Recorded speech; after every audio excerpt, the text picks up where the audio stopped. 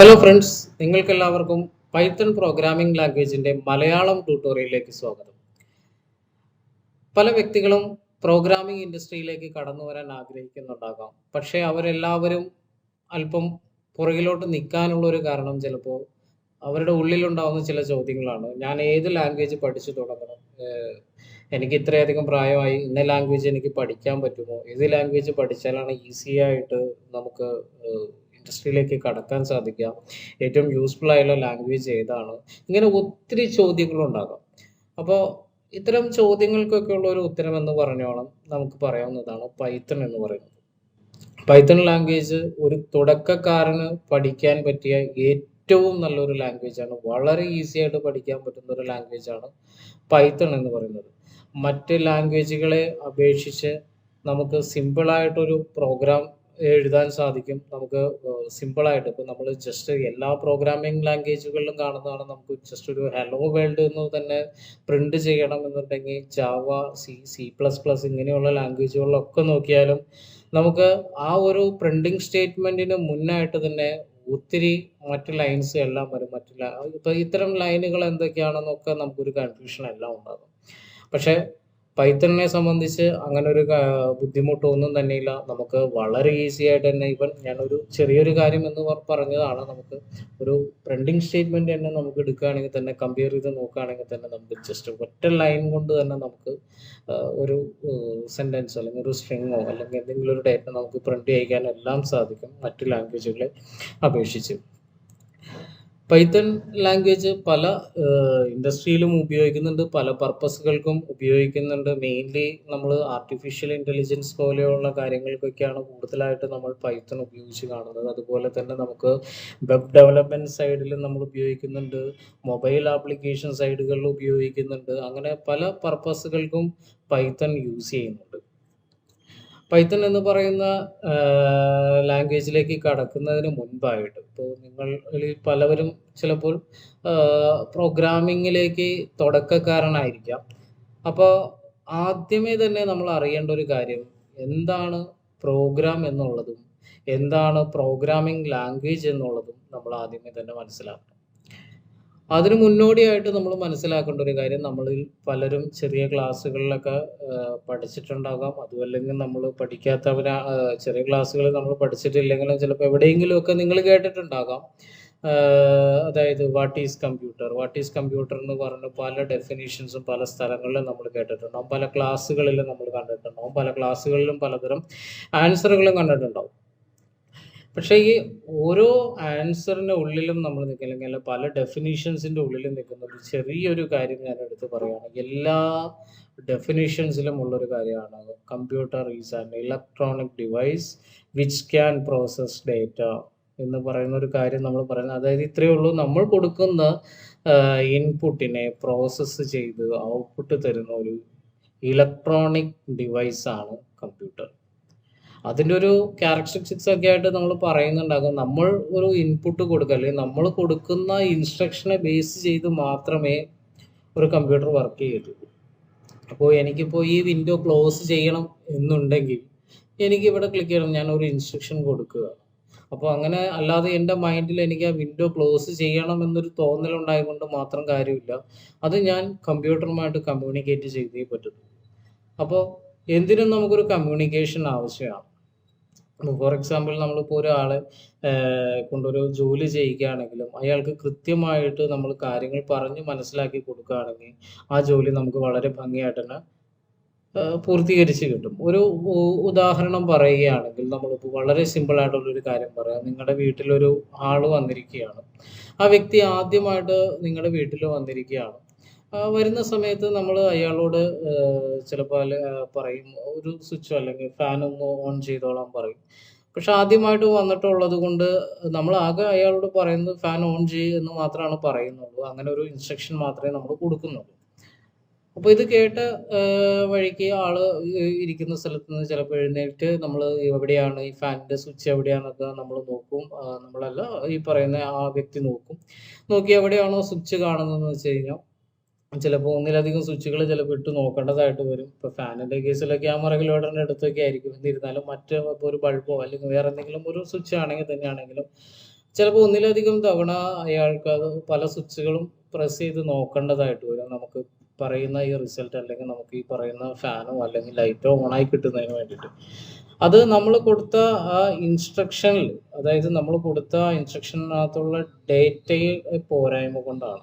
അതായത് നമ്മൾ അയാളോട് പറഞ്ഞ ഫാൻ അല്ലെങ്കിൽ ലൈറ്റ് ഓൺ ചെയ്യാൻ മാത്രമേ പറഞ്ഞു. പക്ഷേ അവിടെ കുറച്ചുകൂടി സ്പെസിഫിക് ആയിട്ട് നമ്മൾ കുറച്ചുകൂടി ഇൻഫർമേഷൻ അയാൾക്ക് കൊടുത്തിരുന്നെങ്കിൽ കൂടുതൽ ഫാസ്റ്റായിട്ട് തന്നെ അയാൾക്ക് ആ കാര്യം പ്രോസസ്സ് ചെയ്ത് നമുക്ക് ഔട്ട്പുട്ട് തരാൻ സാധിക്കും. അതായത് നമ്മൾ സ്വിച്ച് ബോർഡ് എവിടെയാണോ സ്വിച്ച് ബോർഡിൻ്റെ ഡയറക്ഷനും അതിൽ എത്രാമത്തെ ഇത്ര ഇന്ന വശത്ത് നിന്നും ഇത്രാമത്തെ സ്വിച്ച് എന്ന് പറയുകയാണെന്നുണ്ടെങ്കിൽ വളരെ ഈസി ആയിട്ട് തന്നെ അയാൾക്ക് ആ കാര്യം ചെയ്യാൻ സാധിക്കും. അപ്പോൾ എപ്പോഴും നമ്മൾ കമ്പ്യൂട്ടറിൽ നമ്മൾ എന്തൊരു കാര്യം ചെയ്യുന്ന സമയത്തും നമ്മൾ പ്രോപ്പറായിട്ടാണ് നമ്മൾ ഇൻസ്ട്രക്ഷൻസ് അല്ലെങ്കിൽ ഇൻഫർമേഷൻസ് നമ്മൾ കൊടുക്കുന്നതെങ്കിൽ അതിലും അതിനനുസരിച്ച് തന്നെ നമുക്ക് ഫാസ്റ്റായിട്ട് തന്നെ നമുക്ക് റിസൾട്ട് കിട്ടുകയും ചെയ്യും. ഇനി മറ്റൊരു കാര്യം, നമ്മുടെ അടുത്ത് വന്നിരിക്കുന്ന ഈ വ്യക്തി നമ്മൾ പറയുന്ന ഭാഷ മനസ്സിലാക്കാൻ സാധിക്കുന്ന ഒരാളായിരിക്കണം. സപ്പോസ് ഇപ്പോൾ നമ്മുടെ വീട്ടിൽ വന്നിരിക്കുന്ന വ്യക്തി ബംഗാളിയോ ഒറിയയോ അല്ലെങ്കിൽ വേറെ ഏതെങ്കിലും ഒരു ലാംഗ്വേജ് സംസാരിക്കുന്ന വ്യക്തിയായിരിക്കാം. ഞാൻ മലയാളത്തിൽ പറഞ്ഞു കഴിഞ്ഞാൽ ചിലപ്പോൾ ആൾക്ക് മനസ്സിലാകണമെന്നില്ല. അപ്പോൾ അതുകൊണ്ട് അവിടെ ഒരു കമ്മ്യൂണിക്കേഷൻ ഗ്യാപ്പ് വരും. ഞാൻ എന്താണ് പറഞ്ഞതെന്ന് ആൾക്ക് മനസ്സിലാവുകയില്ല. എന്തായാലും ആ വ്യക്തി അവിടെ അങ്ങനെ സ്റ്റക്കായിട്ട് ഇങ്ങനെ നിൽക്കും. അപ്പോൾ നമുക്ക് കറക്റ്റ് ടൈമിൽ നമുക്ക് റിസൾട്ട് കിട്ടില്ല. ചിലപ്പോൾ കിട്ടുന്ന റിസൾട്ട് മീൻസ് അയാൾ ചെയ്യുന്ന കാര്യം ചിലപ്പോൾ റോങ് ആയിരിക്കുകയും ചെയ്യും. അപ്പോൾ എപ്പോഴും നമ്മൾ രണ്ട് വ്യക്തികൾ തമ്മിൽ കമ്മ്യൂണിക്കേറ്റ് ചെയ്യുമ്പോൾ ലാംഗ്വേജ് എന്ന് പറയുന്ന കാര്യത്തിന് വളരെയധികം പ്രസക്തിയുണ്ട്. രണ്ട് ആളുകൾക്കും മനസ്സിലാകാവുന്ന രീതിയിൽ വേണം കമ്മ്യൂണിക്കേഷൻ നടക്കാനായിട്ട്. ചിലപ്പോൾ അതും സാധിക്കാറില്ല. രണ്ടുപേരെ ഇപ്പോൾ നമ്മളിപ്പോൾ ആ ആളുമായിട്ട് കമ്മ്യൂണിക്കേറ്റ് ചെയ്യാൻ വേണ്ടിയിട്ട് നമ്മൾ ബംഗാളിയൊക്കെ പഠിച്ചിട്ട് വന്ന് സംസാരിക്കുക എന്ന് പറഞ്ഞു കഴിഞ്ഞാൽ അത്ര ഈസി ആയിട്ടുള്ള ഒരു കാര്യമായിരിക്കില്ല. അല്ലെങ്കിൽ അത് അയാൾ ഒരു മലയാളവും പഠിച്ചിട്ട് വന്ന് അതിന് ശേഷം വർക്ക് ചെയ്യാമെന്ന് പറഞ്ഞാലും ചിലപ്പോൾ സാധിക്കുന്ന കാര്യമായിരിക്കില്ല.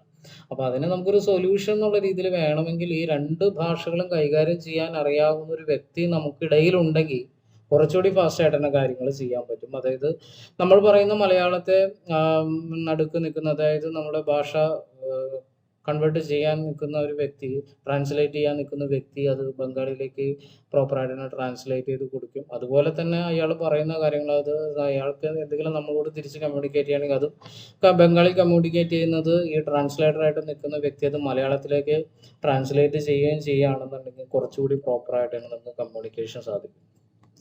ഈ പറയുന്ന ഇതേ കാര്യം തന്നെയാണ് എല്ലാ പ്രോഗ്രാമിംഗ് ലാംഗ്വേജിൻ്റെ കാര്യത്തിലും സംഭവിക്കുന്നത്. അതായത് നടക്കുന്ന കാര്യം ഇത് തന്നെയാണ്. നമ്മൾ ഇൻസ്ട്രക്ഷൻസ് കൊടുക്കുന്നു കമ്പ്യൂട്ടറിനെ കൊണ്ട് എന്തെങ്കിലും ഒരു സ്പെസിഫിക് ഒരു കാര്യം ചെയ്യാനായിട്ട് നമ്മൾ കറക്റ്റായിട്ടുള്ള ഇൻസ്ട്രക്ഷൻസ് കൊടുക്കുന്നു. ഈ ഇൻസ്ട്രക്ഷൻസ് കൊടുക്കുമ്പോൾ ഒരു കാര്യം മനസ്സിലാക്കണം, കമ്പ്യൂട്ടറിന് ഇംഗ്ലീഷോ മലയാളമോ മറ്റു ലാംഗ്വേജുകളോ ഒന്നും അറിയില്ല. അതൊരു ഇലക്ട്രോണിക് ഡിവൈസാണ്. ഇലക്ട്രോണിക് ഡിവൈസ് ആയതുകൊണ്ട് അതിനറിയാവുന്ന ഒരു ഭാഷ എന്ന് പറയുന്നത് ബൈനറി ഭാഷ, അതായത് 0-1 എന്ന് പറയുന്ന ഒരു ഫോർമാറ്റിലാണ് അത് കൂടുതലും കമ്മ്യൂണിക്കേറ്റ് ചെയ്യുന്നത്. അപ്പോൾ അതുപോലെ തന്നെ ഓരോ മെഷീൻ്റേതായ ലാംഗ്വേജുകളുണ്ട്. ഇതൊക്കെ നമ്മൾ പഠിച്ചെടുക്കുക എന്ന് പറഞ്ഞു കഴിഞ്ഞാൽ പോസിബിൾ അല്ല. അപ്പോൾ ഇവിടെ നമ്മൾ ചെയ്യുന്നത് നമുക്ക് മനസ്സിലാക്കാവുന്ന രീതിയിൽ ഒരു ലാംഗ്വേജ് നമ്മളിവിടെ ക്രിയേറ്റ് ചെയ്തെടുത്തിരിക്കുകയാണ്.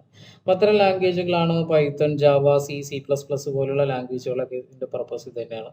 നമ്മൾ ഇത്തരം ലാംഗ്വേജുകളിൽ കമ്പ്യൂട്ടറുമായിട്ട് കമ്മ്യൂണിക്കേറ്റ് ചെയ്യും. പക്ഷെ നമ്മൾ ഇത്തരം ലാംഗ്വേജുകളിൽ നമ്മൾ ടൈപ്പ് ചെയ്യുന്ന അല്ലെങ്കിൽ നമ്മൾ എഴുതുന്ന കോഡുകളെ അത് പ്രോപ്പറായിട്ട് തന്നെ കൺവേർട്ട് ചെയ്ത് ട്രാൻസ്ലേറ്റ് ചെയ്ത് അല്ലെങ്കിൽ അതിനകത്ത് നമ്മൾ കമ്പൈൽ ചെയ്യാന്ന് പറയും. കമ്പൈൽ ചെയ്ത് സിസ്റ്റത്തിന് ആ ഇൻഫർമേഷൻ പാസ് ചെയ്യുകയും സിസ്റ്റം കിട്ടിയിരിക്കുന്ന ഡേറ്റ പ്രോസസ്സ് ചെയ്ത് തിരിച്ച് നമുക്ക് മനസ്സിലാകുന്ന രീതിയിൽ വീണ്ടും ഇത് ഔട്ട്പുട്ട് തരികയും ചെയ്യുന്നു. അങ്ങനെയാണ് എല്ലാ പ്രോഗ്രാമിംഗ് ലാംഗ്വേജിൻ്റെ കേസുകളിലും നമ്മൾ സംഭവിക്കുന്ന കാര്യങ്ങൾ. അപ്പോൾ അതുപോലെ തന്നെ പൈത്തണിലാകുമ്പോഴും അല്ലെങ്കിൽ ജാവ, C++ ഏതിലാണെങ്കിലും ഇങ്ങനെ ഇതേ രീതിയിൽ തന്നെയാണ് നമ്മൾ ഇൻസ്ട്രക്ഷൻസ് എഴുതുന്നത്. ഇൻസ്ട്രക്ഷൻ നമ്മൾ കൊടുത്തിരിക്കുന്ന ഇൻസ്ട്രക്ഷൻ അനുസരിച്ച് മാത്രമേ നമുക്ക് പ്രോഗ്രാം ഒരു ഔട്ട്പുട്ട് തരത്തുള്ളൂ. അപ്പോൾ നമ്മുടെ ഇൻപുട്ട് അല്ലെങ്കിൽ നമ്മുടെ ഇൻസ്ട്രക്ഷൻസ് എത്രത്തോളം കൃത്യമായിരിക്കണം എന്നുള്ളതിന് വളരെയധികം പ്രാധാന്യമുണ്ട്. എന്നിരുന്നാൽ മാത്രമാണ് നമുക്ക് കൃത്യമായിട്ടുള്ളൊരു ഔട്ട്പുട്ടും കിട്ടത്തുള്ളൂ. അപ്പൊ ഇത്രയാണ് എനിക്ക് ഒരു ലാംഗ്വേജിനെ കുറിച്ച് ഒരു ഇൻട്രൊഡക്ഷൻ ആയിട്ട് പറയാനുള്ളത്. പിന്നെ കൂടുതൽ കാര്യങ്ങളൊക്കെ നമുക്ക് ഗൂഗിൾ ചെയ്താൽ കിട്ടാവുന്നതാണ്. പക്ഷെ ഞാൻ അങ്ങനെ രീതിയിലല്ല പറയുന്നത്. ഗൂഗിൾ ചെയ്ത് നോക്കാം. പൈത്തണിന്റെ ഒരു ഹിസ്റ്ററിയോ കാര്യങ്ങളൊക്കെ നോക്കണം എന്നുണ്ടെങ്കിൽ നമുക്കിപ്പോൾ python.org എന്ന് പറയുന്ന ഈ സൈറ്റിൽ വന്ന് നമുക്ക് ഇതിന്റെ ഡീറ്റെയിൽസ് കാര്യങ്ങളൊക്കെ കിട്ടുന്നതാണ്. ഈ ഒരു സൈറ്റിനെ നമുക്ക് വേറെ പർപ്പസും കൂടെയാണ്. നമ്മുടെ സിസ്റ്റത്തിൽ പൈത്തൺ ലാംഗ്വേജിൽ ഒരു പ്രോഗ്രാം എഴുതണം എന്നുണ്ടെങ്കിൽ നമ്മുടെ സിസ്റ്റത്തിൽ ഏറ്റവും ആദ്യം വേണ്ടത് ഒരു പൈത്തൺ ഇന്റർപ്രറ്റർ ആണ്. അതായത് പൈത്തൺ ലാംഗ്വേജിൽ എഴുതിയിരിക്കുന്ന കാര്യത്തിനെ നമുക്ക് കൺവേർട്ട് ചെയ്ത് സിസ്റ്റത്തിന് മനസ്സിലാവുന്ന രീതിയിലേക്ക് കൺവേർട്ട് ചെയ്ത് കൊടുക്കണമെന്നുണ്ടെങ്കിൽ ഒരു പൈത്തൺ ഇന്റർപ്രറ്റർ ആവശ്യമാണ്. അപ്പോൾ ഏറ്റവും ആദ്യം നമ്മുടെ സിസ്റ്റത്തിൽ ഒരു പൈത്തൺ ഇന്റർപ്രറ്റർ ഇൻസ്റ്റാൾ ചെയ്താൽ മാത്രമാണ് നമുക്കൊരു പൈത്തൺ പ്രോഗ്രാം നമുക്ക് എഴുതാൻ സാധിക്കത്തുള്ളൂ, അല്ലെങ്കിൽ റൺ ചെയ്യാൻ സാധിക്കത്തുള്ളൂ. അപ്പോൾ അതിന് വേണ്ടിയിട്ട് നമുക്ക് python.org എന്ന് പറയുന്ന ഈ സൈറ്റ് ഓപ്പൺ ചെയ്തതിന് ശേഷം നമുക്ക് ഡൗൺലോഡ്സിൽ വന്നു കഴിഞ്ഞാൽ നമ്മുടെ ഓപ്പറേറ്റിംഗ് സിസ്റ്റം ഏതാണോ ആ ഓപ്പറേറ്റിംഗ് സിസ്റ്റത്തിന് അനുസരിച്ചിട്ടുള്ള ഫയൽ നമുക്ക് ഡൗൺലോഡ് ചെയ്യാവുന്നതാണ്. ഇപ്പോൾ വിൻഡോസ് 10 ആണെന്നുണ്ടെങ്കിൽ വിൻഡോസ് 10 വേർഷൻസിന് വേണ്ടിയിട്ടുള്ള ഫയൽസ് നമുക്ക് ഡൗൺലോഡ് ചെയ്യാം. ഡൗൺലോഡ് ചെയ്തതിന് ശേഷം നമ്മൾ ക്ലിക്ക് ചെയ്ത് നമുക്ക് ജസ്റ്റ് നെക്സ്റ്റ് അടിച്ച് കൊടുത്താൽ ഇൻസ്റ്റാളേഷൻ വളരെ ഈസി ആയിട്ട് തന്നെ ചെയ്യാവുന്നതാണ്. ഒട്ടും കോംപ്ലിക്കേഷൻ അല്ലാത്ത ഒരു ഇൻസ്റ്റാളേഷൻ ആയതുകൊണ്ടാണ് ഞാൻ ഡെമോ കാണിക്കാത്തത്. ഞാൻ ഓൾറെഡി എൻ്റെ സിസ്റ്റത്തിൽ ഇൻസ്റ്റാൾ ചെയ്തിട്ടുണ്ട്. അപ്പോൾ നമ്മളിപ്പോൾ ജസ്റ്റ് ഇവിടെ ക്ലിക്ക് ചെയ്ത് നമുക്ക് നേരെ ഇവിടെ പൈത്തൺ ഫയലിലൂടെ ഡൗൺലോഡ് ആവുകയും അത് ക്ലിക്ക് ചെയ്തതിന് ശേഷം നമുക്ക് നെക്സ്റ്റ് അടിച്ച് ഇൻസ്റ്റാൾ ചെയ്ത് പോകാവുന്നതാണ്. വളരെ ഈസി ആയിട്ടുള്ളൊരു പ്രോസസ്സാണ്. ഇപ്പോൾ ഓൾറെഡി ഞാൻ ഇൻസ്റ്റാൾ ചെയ്തിട്ടുള്ളതുകൊണ്ടാണ് മോഡിഫൈ, റിപ്പയർ, അൺഇൻസ്റ്റാൾ പോലുള്ള ഓപ്ഷൻസ് വരുന്നത്. നിങ്ങൾക്ക് ആദ്യമേ ചെയ്യുന്ന സമയത്ത് നമുക്ക് സിമ്പിളായിട്ട് തന്നെ ഇൻസ്റ്റാളേഷൻ പോകാനുള്ള ഇൻസ്ട്രക്ഷൻസ് ഒക്കെ വരും. നമുക്ക് ആ ഇൻസ്ട്രക്ഷൻസ് വായിച്ച് നോക്കി കൃത്യമായിട്ട് തന്നെ നിങ്ങൾ ഇൻസ്റ്റാൾ ചെയ്യുക, ഏറ്റവും ആദ്യം ചെയ്യേണ്ട കാര്യം.